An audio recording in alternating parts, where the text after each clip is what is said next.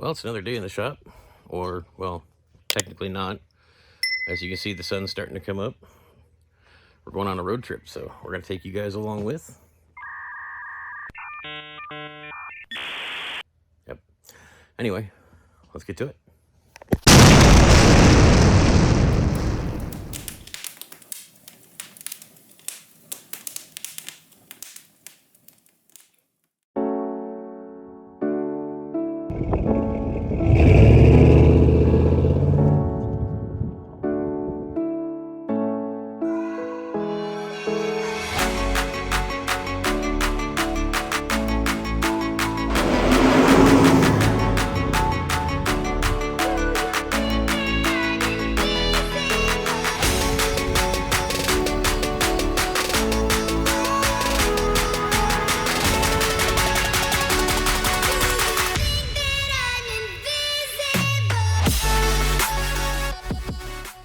Hello.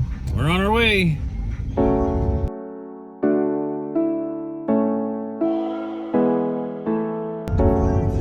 We're not even in Phoenix yet. We're already getting plugged up by all kinds of traffic.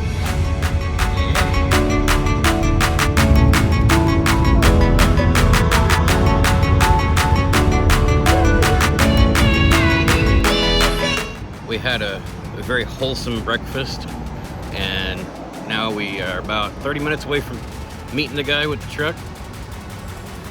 Apparently, he forgot it was at the storage lot till, you know, right before we met. So that's a little weird, but I guess if you have so many vehicles, you don't know where they are. Anyway, back on the road.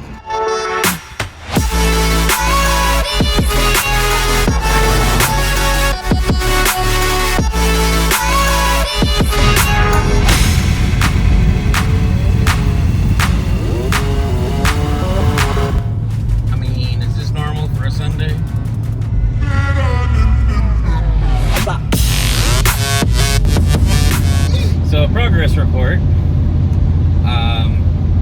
We finally made it out of Phoenix. I did start feeling a little weird, kind of a shuddering every once in a while. First time I felt it, I thought it was maybe the engine misfiring.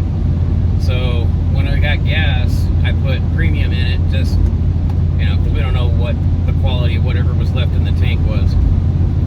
But felt it a couple times since then. Feels like it's a transmission engagement issue, which is okay, because I did basically have the plan of putting the 5-speed in here, so actually going down the highway and whatnot doesn't seem to really have any problem. It's only like when we're going at slower speeds and just barely touch the gas pedal, it'll start doing that shudder. But if you actually push on the gas pedal, it's fine. I could speculate from here till Sunday what's causing that. The long and the short of it is, it doesn't matter. I don't care. Engine is getting about 12.5 miles per gallon, doing 65 on average, and that's not terrible. The other Durango with the 4.7 in it doesn't get much better than that, because none of these transmissions really have a top-end cruise gear, so the overdrive needs an overdrive. But so yeah, that's where we're at. It's got a slight pull. It does look like the front wheels are out of alignment just a bit. I don't hear any clunking. I don't feel any, you know, any weirdness. There's no anything that would dictate it's anything more than out of alignment. Put it that way. Other than it pulling a little bit to the right, the ride is smooth. It's quiet. Air conditioning works, which is a miracle in its own. So we will keep you updated as things develop, or if nothing else develops, we'll see you at home. 1 minute, 37 seconds later. So we find ourselves needing transmission fluid. And of course, being Sunday in the middle of butthole nowhere, nothing's open but Dollar General. So we have the wrong transmission fluid and no funnel. So little Debbie's gonna get us through. Gotta film while I do this. Not my face. Nobody wants to see my face.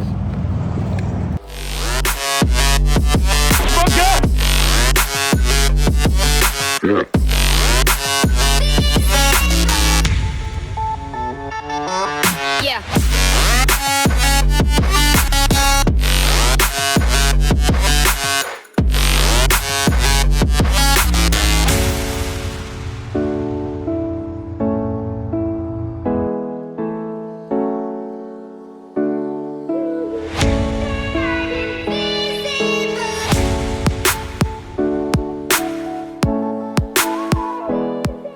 Drink, my pretty, drink.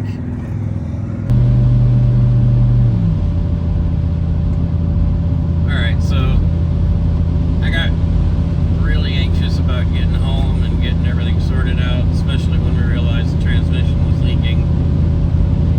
But everything went alright. I just didn't happen to record anymore yesterday. So here we are, morning of day 2, on our way to the DMV. Well, to a title center at least, get the vehicle inspected and hopefully swapped over to an Arizona title. So we'll see how that goes. Alright guys, we're on day 3 now because, you know, whatever. Just kind of going over some stuff here. I still have to struggle and get the oil filter off. It's it don't want to come off at all, but I noticed this on my way down. Passenger side headlight. That's the adjustment for it. It's broken out of the housing. That's broken. Bolt on the bottom is actually missing down there. Of course, the outside there is broken.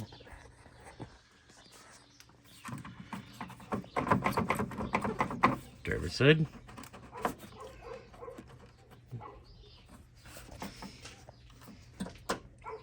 Rubber's just falling apart. Somebody used screws to hold this on because it's busted and won't stay on its own anymore. So that's cool. Cover cap for the AC is missing. Hopefully that's not an indication that you have to keep dumping Freon in here.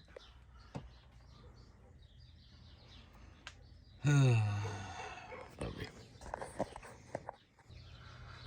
Underneath, lower control or lower ball joint. There is no boot on either side. Same with the uppers. No, that one's got a boot, believe it or not. Outer control or outer tie rod end, boots destroyed. Don't know if it needs to be replaced for sure or not, but it's probably safe bet. Bushings. Let's talk bushings. Someone has greased all the bushings with a heavy tar. Let's see the front of the lower control arm here. That's not a grease fitting. That's a bushing. So, lots and lots of work to do. That CV boot's ripped. It's been slapping oil everywhere. The exhaust is focus. Questionable at best.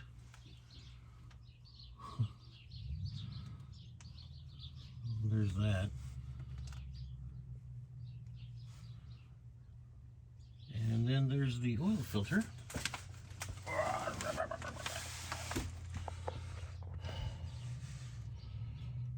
Focus. Come on.